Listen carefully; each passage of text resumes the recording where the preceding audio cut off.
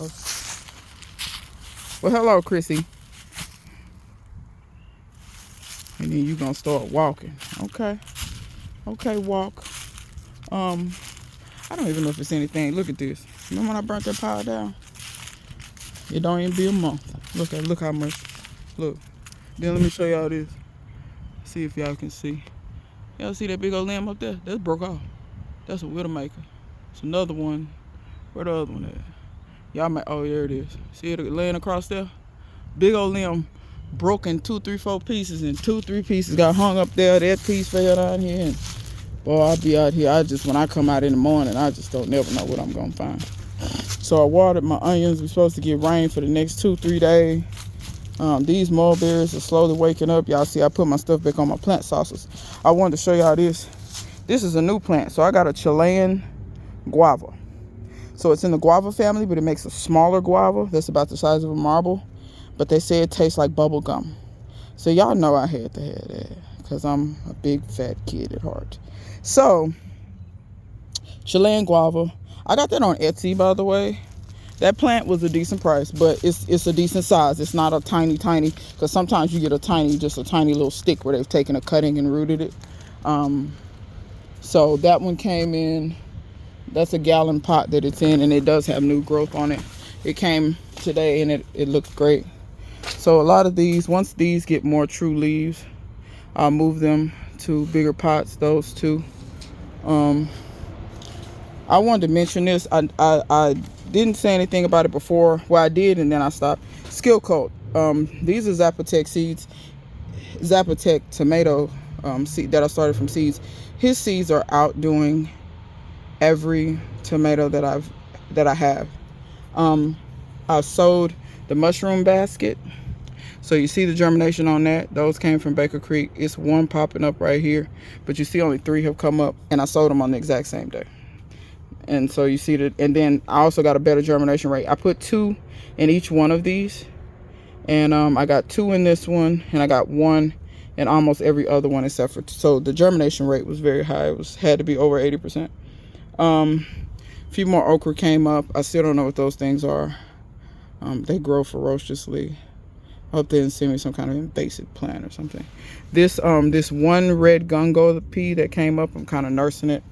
Those seeds, pigeon pea seeds don't keep long, y'all. Give them 2 years. That's about it. That's all you're gonna get out of them. And then they're for the most part gonna be dead.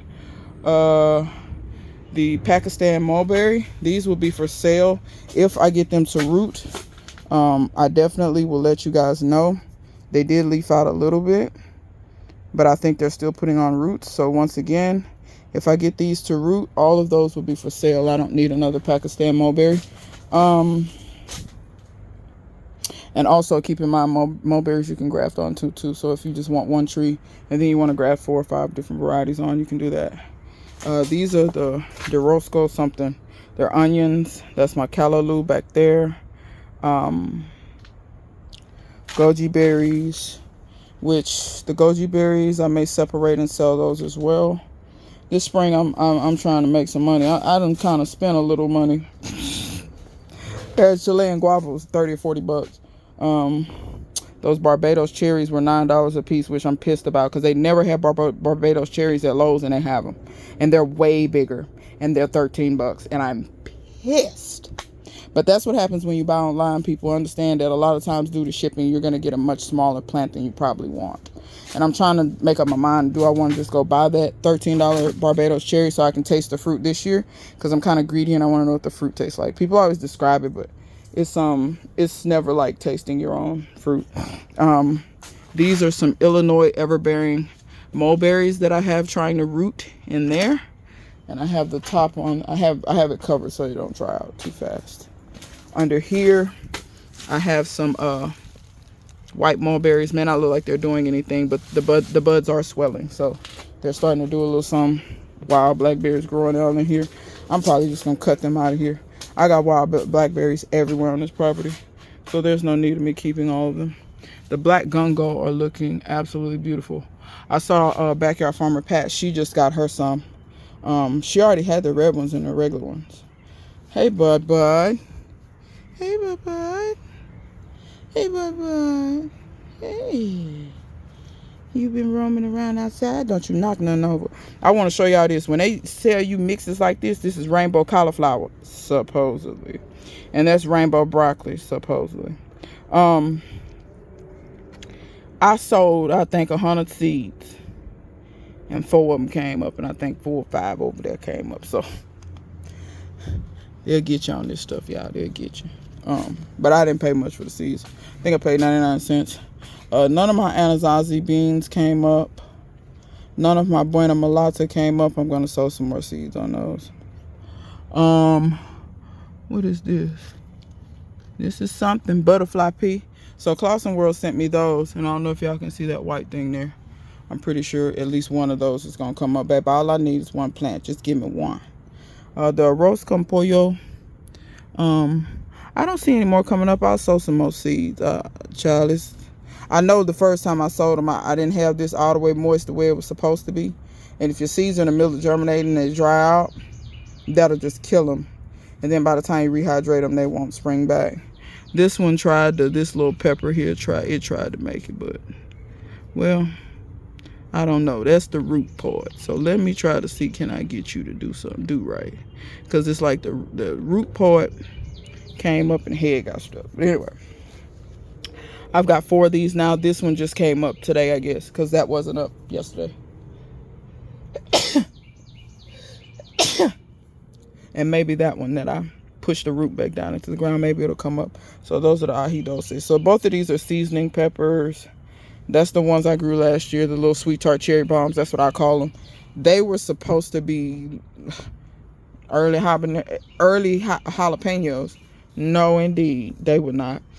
Pippin's Honey Golden, we're going to try this again. Y'all know I sold some seeds. They didn't come up. I sold 5 more seeds. 3 came up. I still got a few more seeds, but they just let you know that Baker Creek, I mean, that's almost 50%. If it was 6 and 3 came up, y'all get what I'm saying? So be careful on that. But you can see these peppers are already pretty off top. When they come up, they're almost like fish peppers. They have that purple to them. Buena Mulata should come up the same way. I'm going to re-sow those. But I'm going to be honest and tell you, it's getting to the point where I'm pretty much probably going to roll with the peppers I got. Because, you know, I saved some peppers. Like those peppers I overwintered up there. And then I have all of these. And, you know what I'm saying? I'm going to quit sowing pepper. Because you keep sowing pepper seeds, it's going to get too late in the season. You ain't going to get no peppers. Or you're going to be, you know, trying to overwinter them. And it just becomes foolishness. So, yeah, y'all. I don't have too much anything else going on. I did see some tiny mulberries on my dwarf everbearing. Try to see, can I find them for y'all? You have to go on a hunt. There's one. When I say tiny, y'all gonna laugh at me when y'all see this. Y'all see that little bitty berry? It's another one on another branch that's that small. These are just now starting to fruit, I believe. But I think if I take them out of that pot and either put them in, there's probably 6 mulberries in that one big pot. I'm probably going to take them out of there and put them in their own pots and let their roots have a chance to spread out and do their thug thizzle. And maybe then they won't be so, because they really should be fruiting. It's like they want to fruit, but they just don't have enough roots or the resources or whatever to do so. Because mulberries should fruit fairly fast. Alright, y'all. So, yeah, I don't have a bunch of stuff. Maybe I'll show y'all the banana. That's coming back. I want some raspberries, y'all, but I don't really want to get no raspberries and they die. See, that's why I'm on the fence. And I really don't need to spend no more money either. Because I spent, let's put it this way. I got some apple seeds coming, some more apple cuttings coming. I got that grafting bug in me now, see. Oh. Gardener's plight, it's always something. But my bananas, y'all can see that's coming. That's a little one, but more will come back. They ain't woke all the way up yet. They will. My citrus that's in there, I probably really need to, I might do it after it rains. I don't know. I'm gonna look and see what time it's supposed to rain tomorrow. I might go ahead because my citrus is going to get moved here. 1, 2, 3, 4, 5. So my citrus is going to get moved out here. And the only ones that aren't going to have citrus are the ones in the back with the longevity spinach. Because I think this will be a good spot for my citrus. And then also if I need to protect them, I can protect them. So that's always a thing. And then I'll have to put my soaker hose back. Y'all look at the pears. Now naturally, all these, well, let's see. All them pears ain't gonna stay on there, but this pear tree being as mature as it is, most of them will. Most of these pears actually will stay on there. But you can just see, like, I'm just showing y'all one branch. Like, y'all see all these pears? But once again, I don't thin my trees, so my trees have a heavy year and a light year. Last year, I think I got 4 or 5 pears off of this tree. I think the squirrels got the other 4 or 5. I didn't even know it was fruit on the tree until they started falling. You can see it's still kind of blooming. And the bees and stuff have been really working this tree. So this has been a blessing. Oh, I just knocked one off. Tell me that was already so fragile. That wasn't pollinated. Okay, Lord have mercy. Knocking my fruit off. But that's all right. One over there, ain't no telling how many. I was really blessed to have this tree. That tree is a pecan tree. For years it had ivy all over. Y'all see them vines? They're dead. I need to take the dead canes off of them. But that tree was so covered that you couldn't even see it. But it fruits way up there. That's the rest of it. And yeah, I'll probably never get pecans out of that. The pecans that the squirrels were hiding, they come out of that tree. But I'm gonna show y'all this. I didn't show y'all this, so that made me remember to show y'all this over here.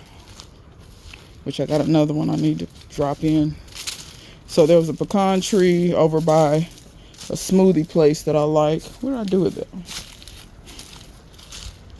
There's a pecan tree over by a smoothie place. Here it is. I see the lizard. Hey, lizard. Hey, I see you peeping out. Hey, bud. What you doing? Don't hide. Anyway, so, and I probably need to, I'm going to pour this water out.